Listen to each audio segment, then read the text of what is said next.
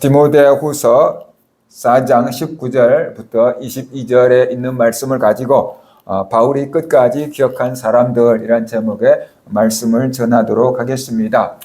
오늘로서 디모데후서가 다 끝나게 됩니다. 오랜 시간 동안 디모데후서를 살펴보았는데 이제 바울이 로마 감옥에서 마지막 순교 직전에 마지막으로 남겨놓은 디모데후서가 끝나가는 지점이다라고 우리가 볼 수가 있습니다. 바울은 아들처럼 사랑했던 디모데에게 마지막 편지를 보내고 있습니다. 그러면서 그가 지금까지 알고 있었던 사람, 마지막까지 기억하는 사람, 그 사람들의 이름을 열거하고 있습니다.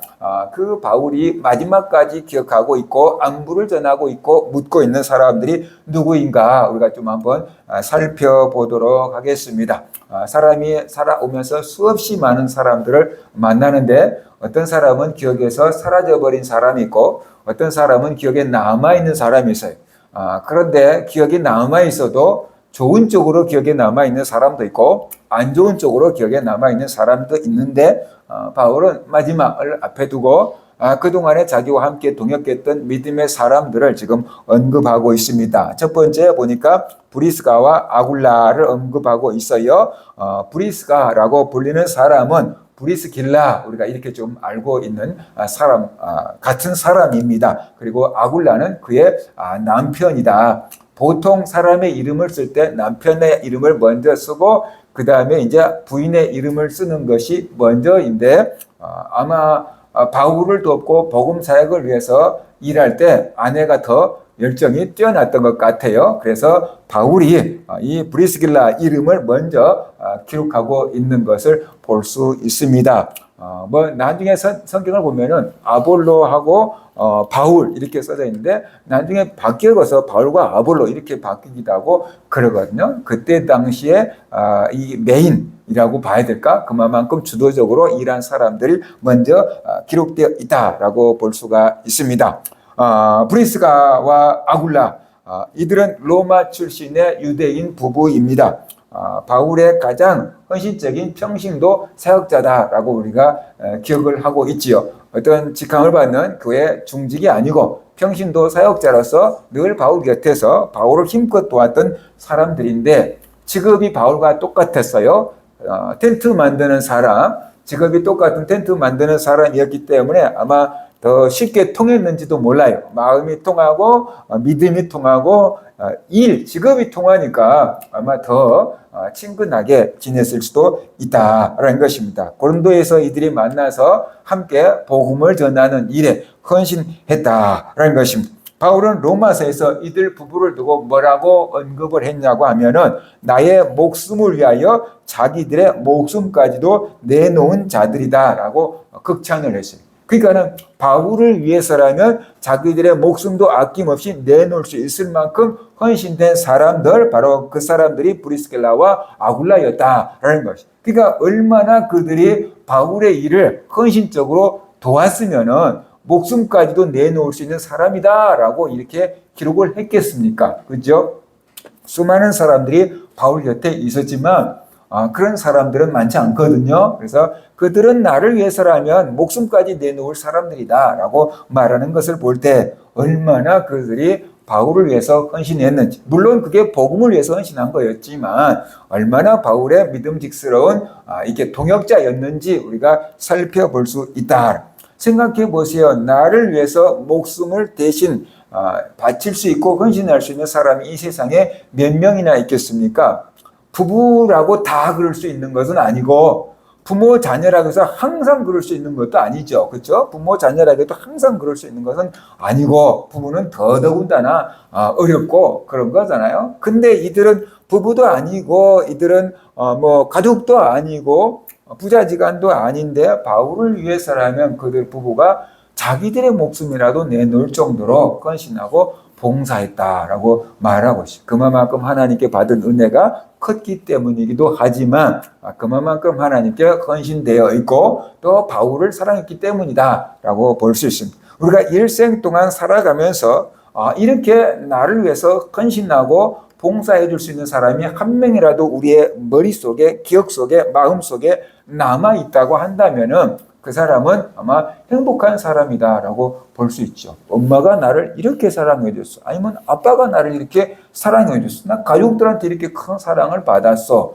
뭐 이렇게 막으면 뭔가 딱 든든한 사랑의 뿌리를 내리고 있다고 한다면은 그 사람은 힘들고 어려운 일을 당해도 이겨낼 수 있는 그 마음의 근력이 나올 거다라는 것이. 그래서 누군가로부터 이렇게 정말 헌신적인 사랑을 받고 살았다라고 하는 것은 참 행복한 거다. 많은 돈을 받지 못했을지라도 누군가로부터 진실된 사랑을 받고 자랐다라고 한다면은 그 사람은 행복한 사람이다라고 볼 수 있어요. 반대로 많은 돈을 물려받았을지라도 부모의 사랑을 한 번도 받아본 기억이 없다라고 한다면은 그 사람의 심령 상태는 참 가난한 사람이 되겠죠. 물질적으로는 많은 것을 갖고 있다고 할지라도 마음은 늘 아마 가난한 그 상태로 살게 될 거다. 결코 행복한 사람이라고 하기는 어렵다라는 것이에요. 그래서 바울이 브리스길라와 아굴라를 생각한다면은 바울의 마음이 어땠을까 생각해보면 정말로 흐뭇했을 것이고, 그런 사람을 나에게 동역자로 붙여진 하나님께 감사했을 것이고, 또 바울도 브리스길라와 아굴라에게 너희들을 위해서라면 나도 목숨 내놓을 수 있어. 아마 그런 마음을 갖지 않았을까라는 생각을 한다는 거죠. 그래서 한쪽에서 사랑을 주면은 또 상대방에서도 그 사랑을 깨달으면은 그 사랑에 대한 응답을 하는 것이 정상적인 반응이다라는 것이죠. 그죠? 이쪽에서 사랑을 하면은 저쪽에서 사랑에 대한 반응이 나와야 되는 거죠. 근데 이쪽에서 사랑을 주는데 저쪽에서 아무 반응이 없으면 어떻게 돼요? 짝사랑이라고 하는 거예요. 하나님이 우리를 사랑하셨어요. 그러면 그 사랑을 우리가 깨닫고 우리도 하나님을 향한 사랑의 반응을 보여야 되는 거거든요. 근데 하나님이 독생자까지 십자가에 내어줄 정도로 우리를 사랑하셨는데 그 사랑을 우리가 깨닫지 못하거나 받았는데도 불구하고 하나님을 사랑하지 않고 세상을 사랑한다고 한다면 그 사랑받은 사람으로서 올바른 반응을 보인 것이 아니다 라는 것이죠. 하나님이 우리만 사랑했기 때문에 우리도 하나님만 사랑하라고 하시는 거예요. 하나님이 우리를 사랑하지 않으면서 나는 다른 거 사랑할 거니까 니는 나만 사랑해, 그렇게 말씀하신 것이 아니고 나는 죽도록 너만 사랑한다. 그러니까 너도 다른 거 말고 나만 사랑해. 그거예요. 그건 말이 되는 거예요. 하나님이 우리를 사랑하지 않으면서 니는 날 사랑해. 그러면은 그건 말도 안 되는 거예요. 근데 내가 너를 사랑한 것처럼 너도 날 사랑해.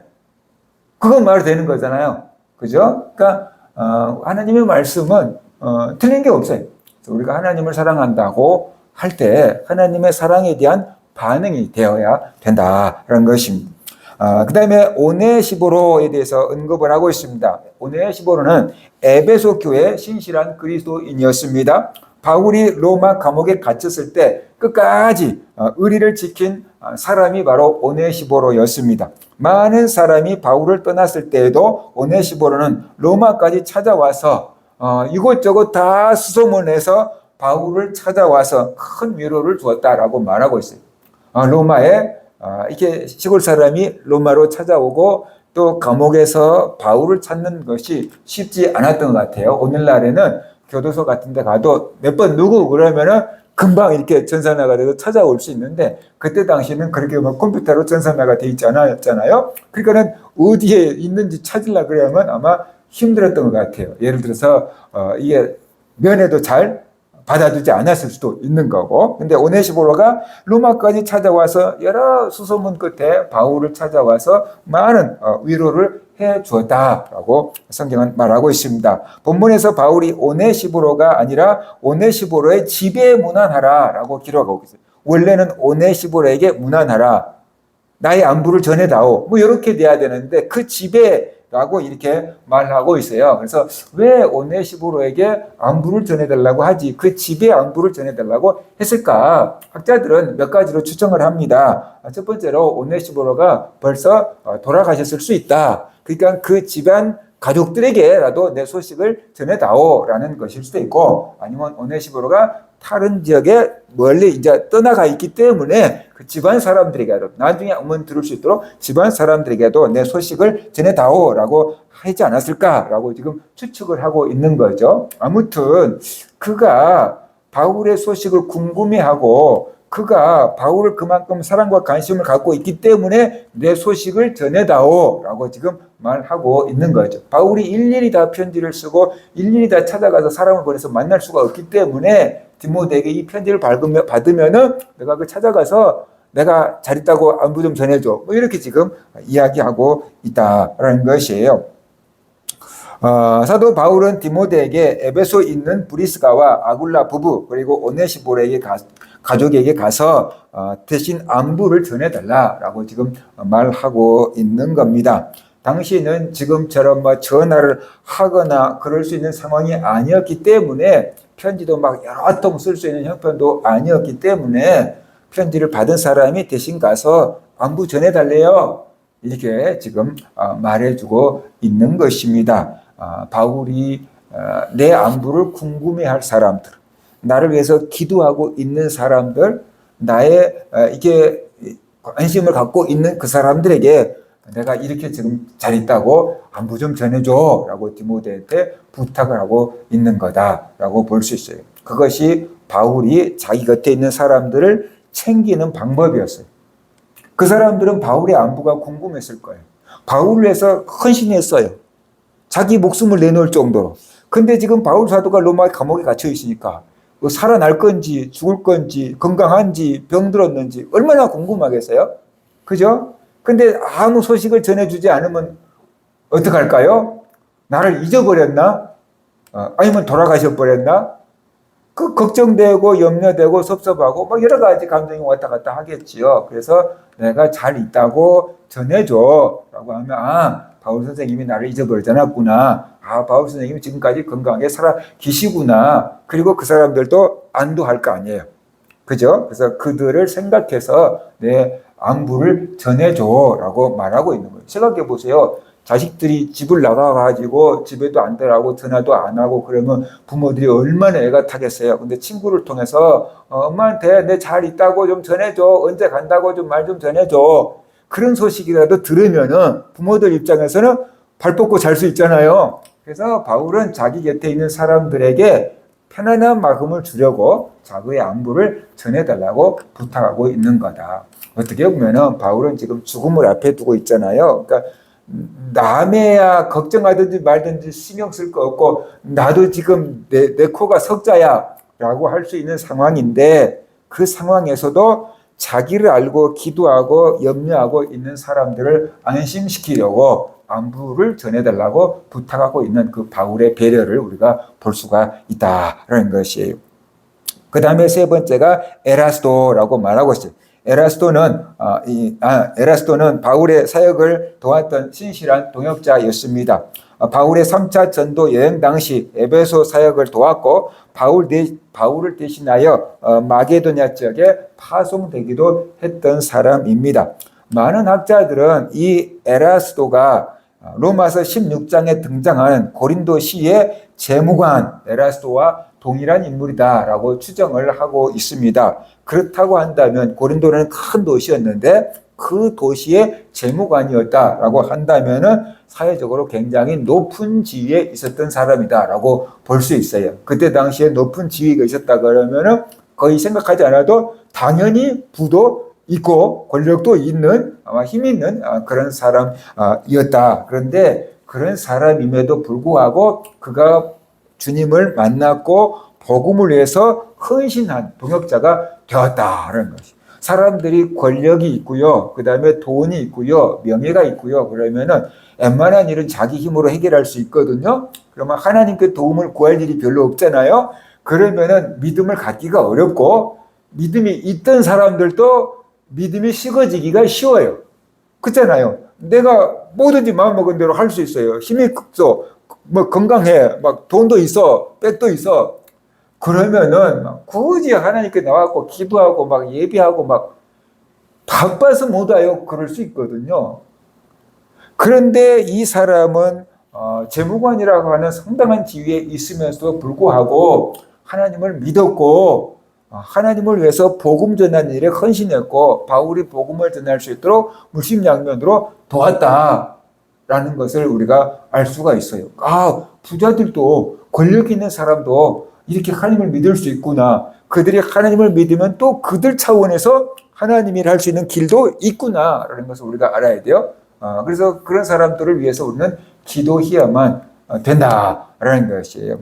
그래서 고린도에 머물러 있다라고 지금 근황을 얘기를 해주고 있어요. 그는 고린도가 뭐라 그럴까 자기의 본거지라고 볼 수 있어요. 고린도에 있을 때 이 사람은 뭐 할 수 있습니까? 복음을 해서 힘껏 도와줄 수 있어요. 고린도의 재무관이니까. 그런데 고린도의 재무관이 예를 들어서 다른 데로 갔다라고 하면 그 지역에서는 자기 힘이 그만큼 미치지는 않겠지요. 그러니까 도와줄 여력이 약한 거예요. 근데 고린도 지역에 머물러 있으면은 고린도에서 복음을 전하는 사람들을 얼마든지 정치적으로든 경제적으로든 아무튼 뭔가 뒤에서 그늘이 되어줄 수 있고 도와줄 수 있잖아요. 그러니까 고린도에 지금 머물러 있고 거기서 하나님 일을 잘 돕고 있다라고 하는 그런 근황을 지금 소개해주고 있습니다. 바울과 함께 있을까? 뭐하고 있을까? 사람들이 궁금해할 것 같으니까 지금 고린도에 머물러 있어. 거기서 열심히 하나님 일을 하고 있어. 그러면서 지금 소식을 알려주고 있습니다. 그 다음에 이제 네 번째로 등장하는 사람이 드로비모라고 이제 나오죠. 그는 에베소 출신의 이방 그리스도인입니다. 바울과 선교 여행을 함께 했던 동역자입니다. 그리고 교회에서 모은 구제헌금을 예루살렘 교회에 전달할 때 바울과 함께 했어요. 바울이 혼자 그 이방 교회에서 예루살렘 교회가 가난해지니까 먹고 살기 힘들고 막 이렇게 기근 닥치니까 예루살렘 교회를 돕겠다고 구제헌금을 모았잖아요. 그 구제헌금을 가지고 바울이 예루살렘을 방문했는데 그때 드로비모도 함께 간 거예요. 혼자 가면은 문제가 생길 수 있잖아요. 제대로 전달했는지 어쨌는지 사람들이 의심을 할 수도 있고 문제 제기할 수도 있고 그러니까는 증인 함께 이런 사람들과 함께 가서 서로의 안전을 위해서 확실한 전달을 위해서 드로비모를 데리고 갔던 거죠. 근데 이 드로비모를 데려간 것이 문제가 되어서 바울이 감옥에 갇히게 되는 비극적인 일이 벌어진 겁니다. 바울이 이방인이었던 드로비모를 예루살렘에 데리고 왔는데 그것을 보고 사람들이 착각한 거예요. 이방인을 성전에 데리고 왔다. 바울이 이방인을 데려올 수 못한다는 성전까지 데려왔다라고 하면서 유언비어를 퍼뜨리니까 이게 성전을 더럽혔다. 그래가지고 바울을 체포하게 된 거고 바울이 그것 때문에 로마까지 압송되면서 계속 끊임없는 재판을 받게 되고 구금 생활을 하게 된 계기가 되었던 거다라는 것이 본문에는 드로비모가 병이 들어서 밀레드에서 머물게 해두었다라고 지금 말하고 있어요. 그가 병들은 거예요. 그래서 바울이 있는 로마까지 데려올 수가 없었고 밀레도에 지금 거기서 병을 치료 중이다라고 지금 말하고 있는 거죠. 그가 나를 배신한 게 아니다. 그가 나를 떠난 게 아니다. 우리가 사이가 안 좋아져서 갈라진 거 아니다. 병들어서 거기다가 남겨놓은 거다. 그러니까는 오해하지 말고 그가 병이 치료될 수 있도록 도와줘. 뭐 아마 이런 뜻일 수 있지요. 우리가 알기로 바울이 죽은 사람도 살려내고 귀인도 쫓아내고 수많은 병자들도 고치고 기적도 행했잖아요. 그런데 자기의 그렇게 귀한 동역자인 드로비모가 병이 들어있는데 고치지 못했다는 것이에요. 그래서 치료받을 수 있도록 남겨놓았다. 디모데 아들 사랑하는 디모데도 위장병이 있었는데 바울이 고쳐주지 못하고 포도주를 좀 먹어. 이렇게 지금 얘기하고 있는 것을 우리가 성경을 통해서 볼 수 있는 거거든요. 바울은 베드로 못지않게 위대한 사도였어요. 지식도 뛰어나고 엄청난 능력을 발휘한 사람이 바울이었어요. 하나님이 그것을 인정해서 교만하지 못하게 하려고 바울에게 사단의 가시까지 질병까지 심어줄 정도로 바울은 굉장한 체험을 한 사람이에요. 그럼에도 불구하고 그가 원한다고 해서 모든 사람을 다 고친 것은 아니었다는 거예요.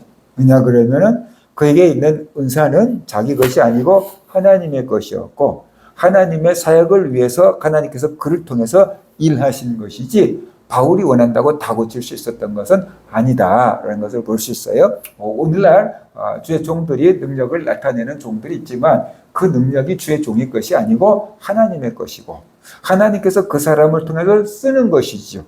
그죠? 그러니까 다 고칠 수 있는 건 아니고 하나님이 어떤 목적이 있을 때 이게 고쳐지는 기적이 일어나기도 하는 거다는 것을 우리가 알아야 돼요. 어떤 사모님이 그랬대잖아요. 목사님한테. 목사님, 당신은 말이야, 다른 사람들은 다 고쳐주면서 왜 우리 아버지는 못 고쳐? 그랬대잖아요. 안 고쳐준 줄 안 거예요. 다른 사람은 고치면서 장인어른은 왜 안 고치냐고 따져 물은 거예요. 근데 안 고치는 게 아니고, 그게 내 능력이면 장인어른 먼저 고치겠지요. 근데 내 능력이 아니고 하나님이 하시는 것이니까 어쩔 수가 없는 경우가 있다, 그 말이에요. 그래서 그것을 자기 능력인 양, 내가 기도하면 다 돼, 내가 기도하면 뭐 돼. 그러니까는 막 돈 얼마 가져와 기도해 줄게, 이런 사람은 타락해 가고 있다라고 보면 돼요. 타락해 가고 있는 중이구나, 아니면 타락했구나 라고 보면 돼요. 이게 진짜로 하나님의 은혜를 받는 사람은 그게 자기 능력이 아니고 하나님이 나를 통해서 하시는 것인 거지, 내 능력이 아니라는 걸 알아야 돼요. 바울도 안 되는 게 있었다, 그것을 우리가 알아야 되는 거죠. 조영기 목사님도 수많은 환자들을 고치면서 그랬대잖아요. 하나님 저도요 그랬대잖아요. 저 사람 고친 나도 좀 고쳐주세요. 근데 하나님이 나는 안 고치면서 나를 통해서 저 사람은 자꾸만 고치시는 거예요. 그러니까 얼마나 안타깝겠어요. 그죠? 만약에 그것이 자기 거라면은 남 고치기 전에 자기부터 고쳐놓고 남을 고칠 거예요. 인간적으로 생각해보면 이러잖아요. 아니 자기 병도 못 고치면서 누굴 고친다고 그래? 그럴 거 아니에요. 사람들이 본다고 한다면. 근데 그런 일이 일어나는 거죠. 자기 병도 못 고치는데 남의 병은 고치는 경우가 있거든요. 그 이유는 그 능력이 자기 게 아니고 하나님이 그 사람을 통해서 이 고쳐질 사람에게 역사하고 싶어서 하시니까 하는 거예요. 그래서 이게 하나님이 하신 일은 우리가 다 간섭할 수가 없고 그냥 지켜보고 우리가 감사하기만 하는 것이지 이래라 저래라 할 일이 아니다는 것을 우리가 알아야 됩니다.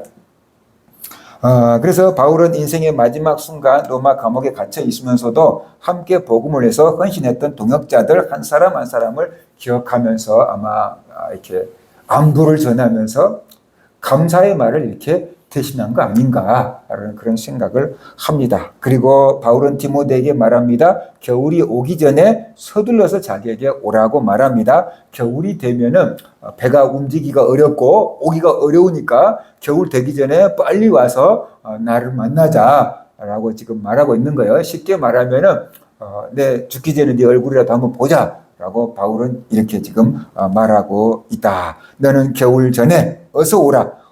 으블로와 부데와 리노와 글라우디오와 모든 형제가 다 네게 문안하느니라 라고 지금 말하고 있어요. 여기서 언급하고 있는 으블로, 부데, 리노, 글라우디아 모든 형제들은 지금 바울과 함께 로마에서 신앙생활을 하고 있는 그리스도인들이다 라고 볼 수 있어요. 앞에서는 이게 이방 지역에 있는 사람들에게 바울의 소식을 전해줘, 안부를 전해줘 라고 했는데 이제 바울과 함께 로마에 있는 성도들이 디모데에게 안부를 전한다 라고 지금 말하고 있는 것입니다. 그들은 지리적으로 멀리 떨어져 있고 상황적으로 다른 상황에 있었지만 같은 주님을 믿는다는 것으로 영적인 형제 자매 지체의식을 공동체의식을 갖고 있었습니다. 그래서 서로에 대해서 안부가 궁금하고 서로를 위안하기 위해서 안부를 전해주고 단지 안부만 전해줬겠습니까? 서로를 위해서 기도해줬고 사역의 소식도 서로 아마 나누었을 것입니다. 그것이 그리스도 안에서 일꾼된 사람들의 마음 자세였다라는 것입니다. 오늘날 교회에서 우리가 일할 때 서로 시기하고 질투하고 막 비교하고 경쟁하고 그런 것은 인간적인 일이에요. 같이 교회에서 섬기고 봉사하면서 시기, 질투, 비교, 경쟁 그런 하는 수가 가끔씩 있거든요. 그건 좋은 게 아니에요. 우리가 그리스도 안에서 서로를 이렇게 사랑으로 같은 동역자로 여겨야 되고 안부를 물어보고 서로를 위해서 기도해주고 축복해줄 수가 있고 또 그 사람이 하는 일을 잘 되도록 도와주고 응원해주는 그런 동역자가 되어야 되지 니보다 내가 더 앞장설 거야, 니보다 내가 더 잘 돼야 돼 이렇게 경쟁의식은 좋은 게 아니다는 것을 우리가 알아야 돼요. 그것이 왜 그러는가? 사랑이 부족하고 한 공동체라는 의식이 부족하기 때문에 그래요. 아들하고 아빠하고 경쟁을 한다고 해보세요. 아들이 아빠보다 잘 됐다고 아빠가 시기 질투하고 배가 아프다 그러면 그건 진짜 아빠인가 생각해 봐야 되는 거예요. 아들이 나보다 더 잘 됐다고 한다 그러면 아빠가 그럼 참 많이 컸네 라고 하면서 흐뭇해 해야 되는 것이 정상적인 거예요. 교회 성도가 누군가가 더 잘 되고 행복하고 뭐 좋아졌다고 한다 그러면 내일인 양 같이 기뻐하고 즐거워하고 축복해 줄 수 있는 것이 그게 제대로 된 성도인데 나보다 더 잘 되면 안 되는데 뭐 이런 식으로 마음 먹고 있으면은 그것은 정상적인 마음이 아니고 뒤틀린 마음이다 하는 것을 우리가 알아야 돼요. 그래서 성도들에게도 관심을 가져주고 서로가 잘 되도록 우리가 축복을 해줘야만 된다는 것입니다. 바울은 마지막으로 디모데를 축복하면서 끝냅니다. 나는 주께서 내 심령에 함께 계시기를 바라노니 은혜가 너희와 함께 있을지어다 라고 말하고 있어요. 주님께서 내 심령에 함께 계시기를 바라노라. 하나님이 너와 함께 계시기를 원하노라. 그 축복이거든요.